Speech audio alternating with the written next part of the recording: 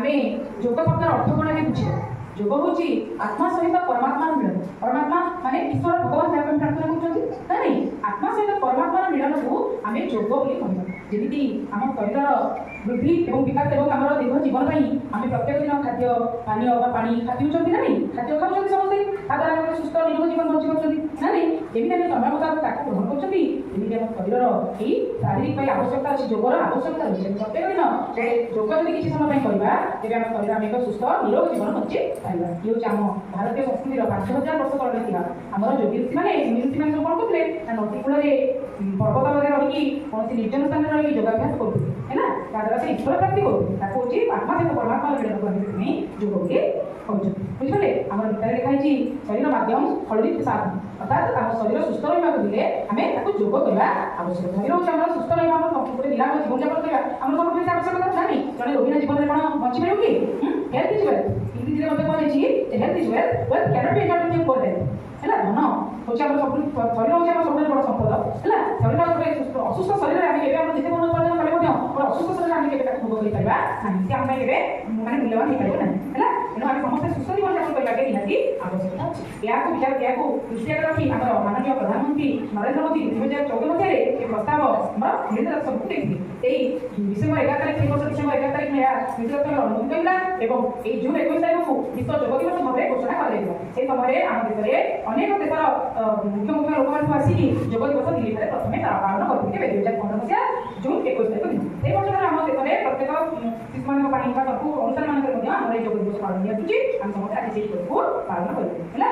समस्ते मैंने असम देखिए योगासन करेंगे योगासन करने द्वारा आम शरीर सुस्थ रुस्थ आम मनीष बचाई सुस्थ शरीर आवश्यक आम शरीर यदि सुस्थ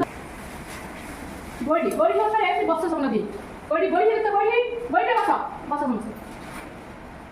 बसले हाथ को ये हाथ दुटा सामना बना बड़ी बसी पड़ी झुंकी आग आग झुंकी झुंकी निज कपाल को घूमी पड़ेगा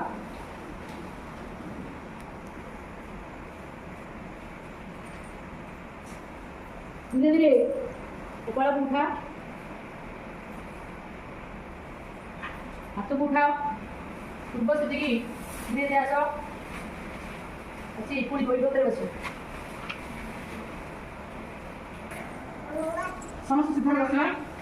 बसला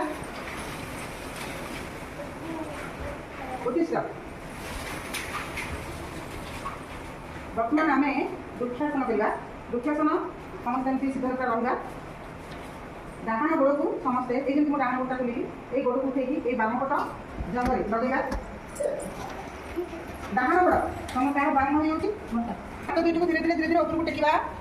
हाथ दुईट को कान पाख देखिए आम हाथ दुईट को जोड़ा ताकि धीरे धीरे हाथ को टेकवा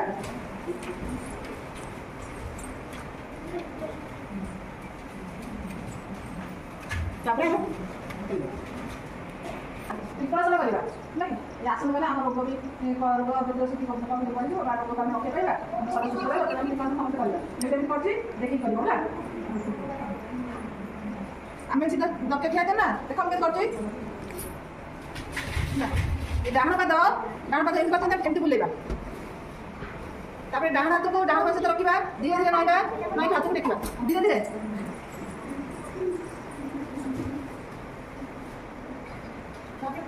धीरे उठा पुणे डाण हाथ डाण पाद रखा धीरे धीरे नईटा धीरे धीरे करवा तुम मुह रहा बाम हाथ उपटे से रही मुझे पसंद कर मुह रहा बाम हाथ पाखी पाखक डाण पाद डाण हाथ स्पर्श कर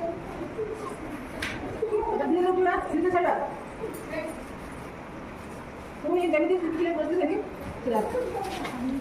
भुजंग आसन कौन शिखा भुजंग भुजंग बोले साप कौन साप भाया शोकी साप भाया उठो समझ देख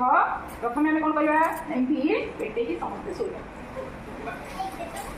तलू लगे धीरे धीरे आगे प्रथम बाम हाथ निजर छाती पाखक आना बाम हाथ छाती पाखक आनती धीरे धीरे डाहाण हाथ को छाती पाखक आना मुंड में रही अच्छा साप शोची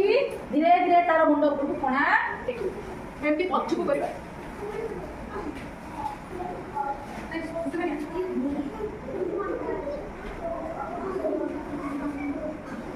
ତାପରେ ତଳୁ କରିବା ପୁଣି ଆଗେ ବାମ ହାତ ଆଗକୁ ନେବା ଡାହାଣ ହାତ ଆଗକୁ ନେବା ତାପରେ ବାମ ହାତ ପଛକୁ ଦେବା ହେଲା ସମସ୍ତେ ଗୋଟିରେ ବସିବା ଭାଇ ସମସ୍ତେ ଗୋଟିରେ ବସି ଜଙ୍ଗମାନ କରିବା ନା ସିଧା ଯେମିତି ସମୟ ଦେବ ଗୋଇଠି ବସା ଗୋଇଠି ଗୋଡ଼ି ହେବ ଶିଶୁମାନଙ୍କୁ ପଚାଶ ହେଲା ଆମେ ପୁରା ସିଧା ଦୃଷ୍ଟି ସମୟ କରିବ ଏଇଟା ଆଣ୍ଠୁ ହାତରେ ଗଦାସନ କୁହାଯାଏ ହେଲା ଆମେ ନିୟମିତ ଭାବରେ ଭୋଜନ କରୁଛନ୍ତି ରାତିକାର ଭୋଜନ ଦିନ ବେଳେ ହଉ ସକାଳେ ଭୋଜନ କରୁଛନ୍ତି ଖାଇସାରିଲା ପରେ ଯଦି ଆମେ 5 ମିନିଟ୍ ଏହା କରିବା ନିଶ୍ଚିତ ଭାବରେ ଆମର ମୁଣ୍ଡ ପ୍ରକ୍ରିୟା ଖୁବ୍ ବଢ଼ିଆ ହେବ ଆମ ଖାଦ୍ୟ ହଜମ ହେଇଯିବ ଯାହାଦ୍ୱାରା ଆମ ଶରୀର ସୁସ୍ଥ ରହିବ ଲାଗିଲି ଏଇଟା ବଜ୍ରାସନ ସମସ୍ତେ ବଜ୍ରାସନ